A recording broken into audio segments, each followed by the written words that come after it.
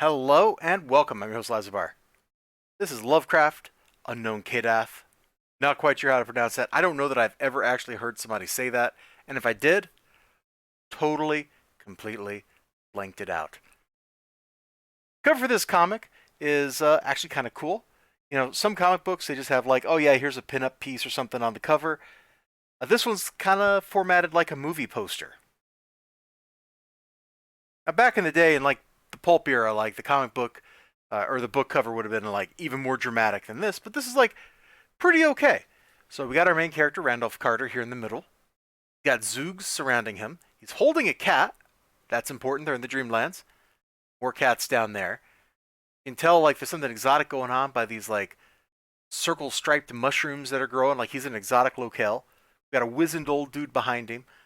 Kind of beautiful, mysterious woman. And we got some bad stuff on the left. Here's the creative team, by the way.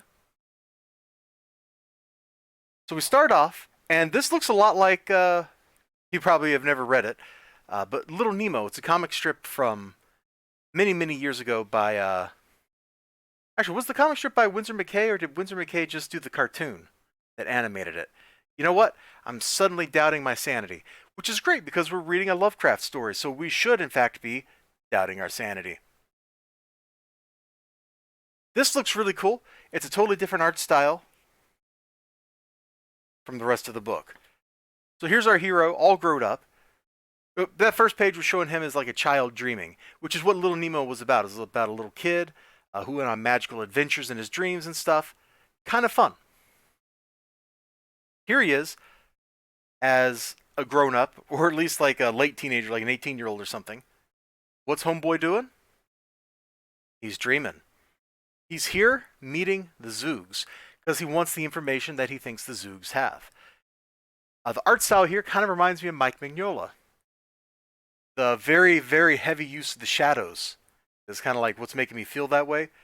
Uh, it's also kind of flat looking, like some Mignola art. So it works for me. It works. This feels kind of scary. It feels kind of horror-ish. It's very appropriate for October 1st when this video is going to be going up. You know what I'm saying? You know what I'm saying. So the Zoogs tell him, hey, go to this town. There's this old priest dude there. And we're just going to kind of flip over here. And he's been talking with the old priest dude. The old priest dude warned him, yo, don't go on your quest. Don't go where you're looking. And then Randolph Carter plied him with some wine. And he's like, I shall now tell you everything. Here is the dish. Here's the story. Also, you can see how dangerous the cats are right there. See? I told you, cats were important.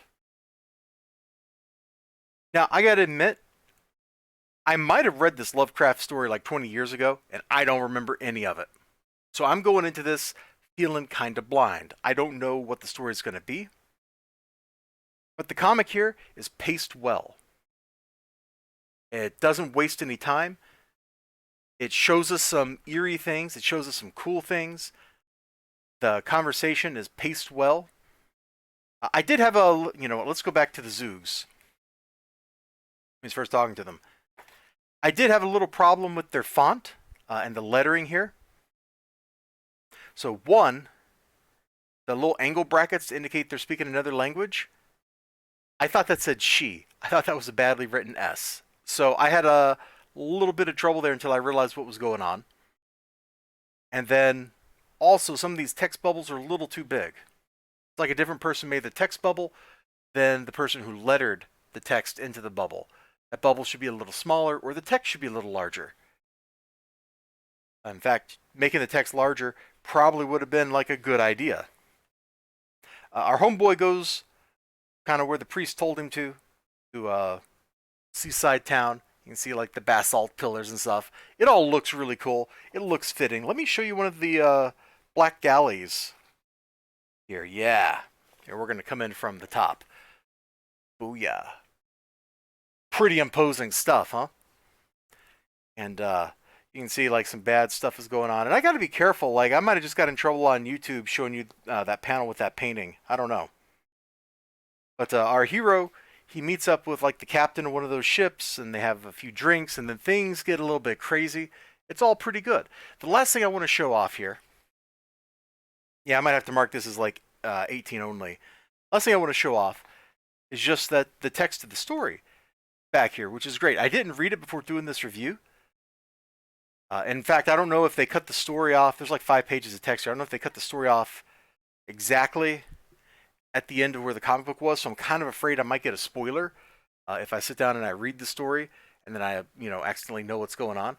But that's really cool. I'm sure that story's in the public domain, which is why they can make this adaptation, which is why they can include the story. But it's really cool to do that. I actually find it kind of hard to read text in a comic book format like that, like this. I don't know why. I probably have this story. I got a nice hardback collection of Lovecraft stories a couple years ago, and it's probably included in there, so I might go bust that out and read this. On the other hand, I don't know that I want to spoil it, because going into this kind of blind, I think, is a fun perspective. If I don't know what's going on, then they can surprise me, Anyway, I liked it. When I picked it up, I figured I wasn't gonna like it. When I checked that checkbox on the little pull list slip that my shop man gave me, I told him, man, I think I'm gonna regret this. And when I picked the book up, he was like, yeah, it was pretty good. And you know what? I think he was right. It was, in fact, pretty good. I enjoyed reading it. I had a blast. And wow, we blew right past the 5 minute mark that I usually try to stop these videos at, because I got caught up telling you stuff. Like, that should tell you how much I enjoyed this. Cool cover, cool art on the inside, good pacing. Everything's kind of dark and dreary, which I feel is appropriate for this. So I liked it. Well, take care of yourselves. You have a great day. Remember to like, comment, subscribe. And I hope to see you again next time. Until then, bye-bye.